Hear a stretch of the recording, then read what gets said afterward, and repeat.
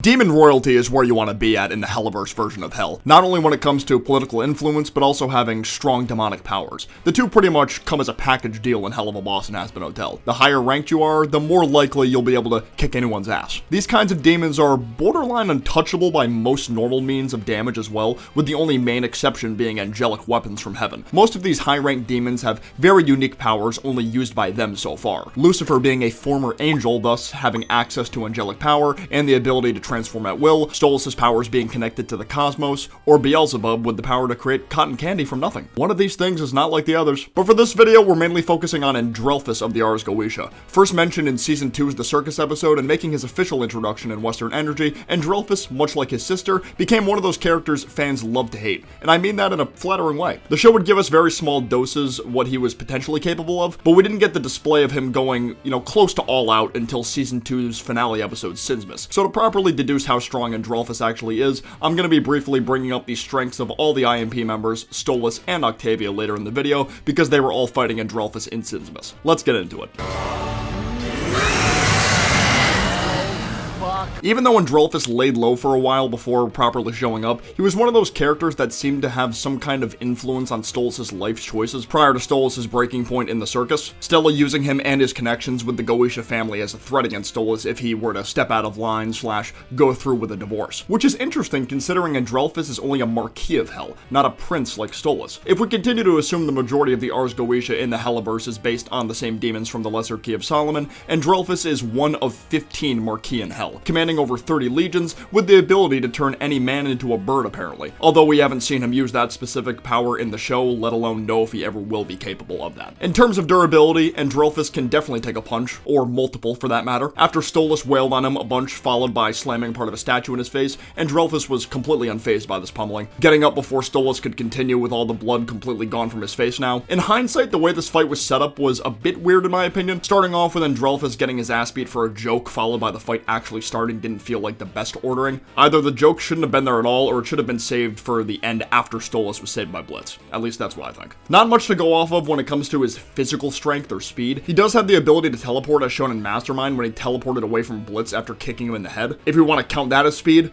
But he also didn't use this teleportation ability once during his main fight, so maybe he doesn't view that ability as super viable in combat, I don't know. Then for physical strength, he was able to hold up Blitz's whole body by the collar with one arm, not really struggling at all to do so. Blitz said he was about 4 feet tall at the end of Sinsmas, so I imagine he weighs bare minimum 60 to 70 pounds, so it's not even really a superhuman strength feat for Andrealphus to do that. Most able-bodied men can hold up that much weight with that form with no struggling, to be honest, but he's still relatively strong in that regard, I suppose. Physical strength on a show like Helluva Boss I sometimes take with a grain of salt though, because literally in this same episode, they show us Stolas breaking a phone to pieces with one hand, then struggling to move an office desk in that same scene only a few seconds later. Character-specific capabilities will either be amped up or taken down a peg for the sake of a bit, which is totally fine because this show definitely doesn't consider who is stronger than who as a top priority. Intelligence-wise is definitely up for debate, that's for sure. Some of the most recent discourse I've seen related to Helluva Boss was about how Andrealphus went about his plan to ruin Stolas' life during Mastermind. While I can see where both sides of the arguments are coming from, I lean more towards the side of his plan not being the most thought out in the world. Felt like the whole plan banked on Stolas watching TV the moment Blitz's execution was going to take place. It's not like that guy was a serial TV watcher either. Only other time this happened was when he was depressed watching rom-coms in the Aussies episode. The plan was way more convoluted than it needed to be, but it technically worked due to dumb luck. Not saying Andrealphus is dumb per se, he's definitely the more rational thinker between he and Stella. I just don't think he's this next level evil genius that the show seems to try to paint him as, at least in Mastermind. Andrealphus' main way of fighting is via his cryokinesis. He's shown to have incredibly precise control over these powers, whether it be simply making ice cubes for a drink, creating a giant pedestal to stand on, or floating ice platforms to walk across. There's a possibility his powers are tied to his emotions, as whenever he gets really angry or impatient,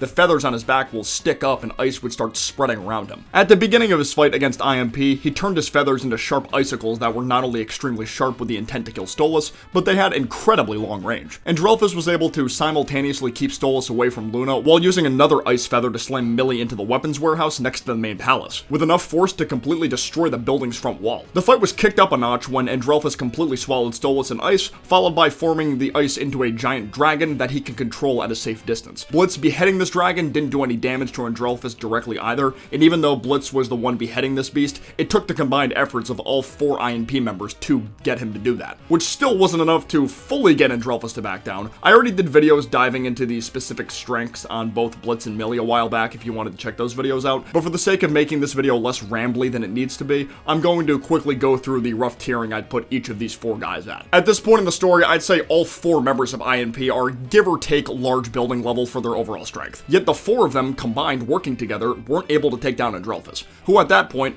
wasn't even going all out, because after the first dragon was beheaded, he simply respawned the same dragon and gave it 2 extra heads, which I would imagine doubles or maybe even triples the strength of the original. One dialogue I do want to bring up, though, is the actual freezing capabilities of his ice. We clearly saw Stolas get completely swallowed in ice before being saved, yet this now powerless version of him didn't really seem super cold or even completely encased in ice anymore when Blitz cut the head. We know demons in this version of Hell have shown to be completely resistant to fires that are made on the surface, with fire starting in Hell being confirmed capable of killing demons, as is the case with Blitz's mom, so I can't help but wonder if there's something similar going on with ice, despite this ice clearly being conjured by a high-ranking Hell demon. Then again, at the start of Mastermind, all it took was Andrealphus spitting out his drink to completely freeze his imp butler. Make it make sense, man. I know I'm overthinking the fuck out of something so incredibly insignificant in the grand scheme of things, but I mean, that's what I do. I mean, look at this video, for God's sake.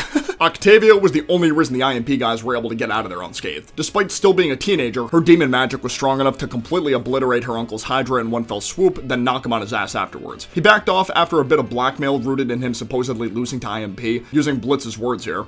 Exactly. Imagine what her mother will say when she finds out you got your ass handed to you by a gaggle of imps and a hellhound. The thing is, he didn't really lose. He had all 5 of these guys completely in a corner.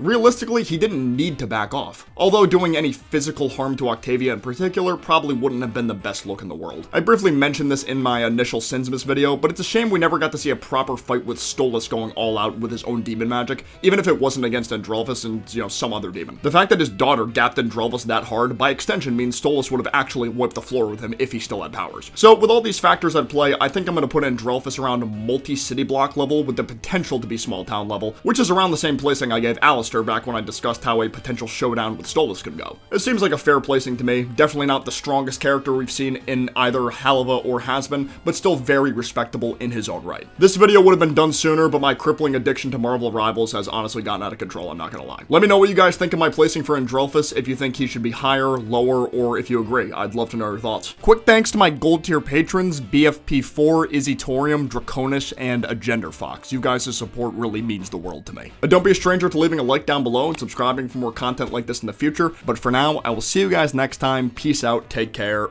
bye-bye.